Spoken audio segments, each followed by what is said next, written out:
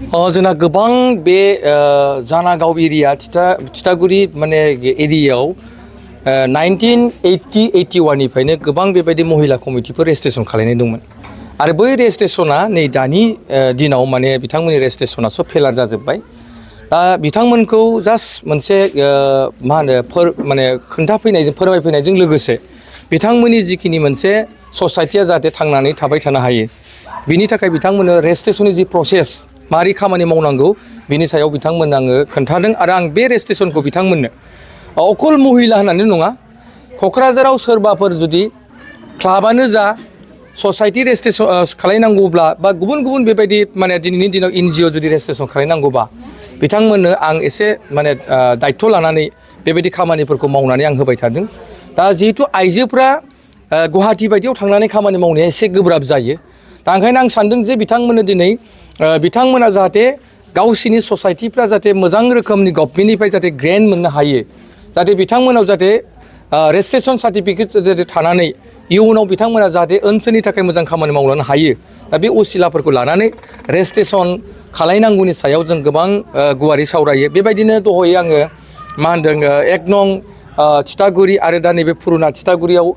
बेबायदिनो बे हाबाफारिफोरखौ लादों आरो लालांबाय थागोन आरो आं सानो निस्सय नैबे आइजोफोरा जिहेतु गोबां खामानि मावनांगौ दं दानि समाजाव दानि ससाइटियाव जों आइजो नङाबा मोनसेबो जों खामानिखौनो मावनो हाला मानोना ओंखाम संनायनिफ्राय लानानै हासिब सिबनायनिफ्राय लानानै बिथांमोना समाजाव आग भाग लानायनिफ्राय मिथिं दावथिं आग भाग लानायनिफ्राय मोनफ्रोमबो बिथिङाव जोङो आइजोआनो आइजो नांगौ मानोना दिनै आइजोनि जि मोनसे जागरन आइजोफोरनि जि मोनसे जांख्रिखांनाय मोनसे परिबेस जोङो नुनो मोन्दों दा ओंखायनो आं सान्दों बिथांमोनाबो जाहाथे बर' आइजो जानानै जाहाथे बिथांमोनाबो बिथांमोना जाहाथे मोजां मोनसे इनिसियेटिभ लानानै दिनै बिथांमोना गामिनि मानसि जानो हागौ बिथांमोना गामिनि सासे साफा जाहाथे नेता जानो हायो लिडार जानो हायो आइजो दैदेनगिरि जानो हायो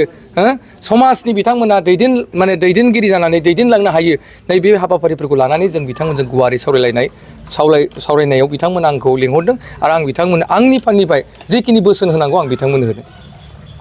ससाइटिनि रेजिस्ट्रेसन बेखौ नोंथाङा खालामनानै होगोन फ्रि अफ कस्ट बिथांमोना आङो निस्सय फ्रि बेहाय जों फैसा लानाय नङा माखासे अनलाइन सिस्टेम दङ बेहाय बिथांमोना एसे होनांगोन बाखि जिखिनि थांलाय फैलाय गुवाहाटियाव जिखिनि खालायनांगौ माने रेजिस्ट्रेसन सार्टिफिकेट जाजासिम बिथांमोननिफ्राय थाइसेबो फैसा लायाब्लासिनो